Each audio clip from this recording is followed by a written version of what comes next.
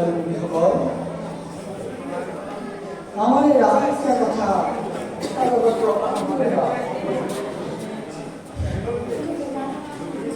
আমি কি হাল ভেবে গমন কৰি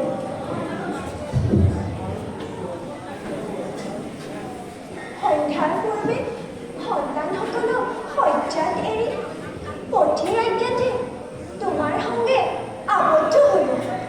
এনেস্থলত আমি কি সাধ্যে গৃহে গমন কৰোঁ গোপীনাথ আমি এই ক্ৰিয়া কৌতুকৰ পৰা চিৰদিনৰ বাবে বঞ্চিত হলো নেকি তাহলে কোনো চিন্তা নাই শরৎ ঋতু থাকা পর্যন্ত আমার এই রাজক্রিয়া চলি থাকব শরৎর প্রথম পূর্ণিমাত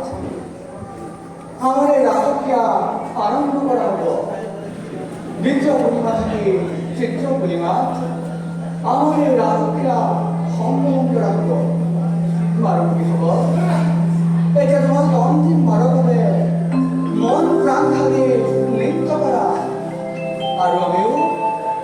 সেই নৃত্যর মধুরতা লৈ ৰাসক্ৰিয়া সামগ্ৰী মাৰোঁ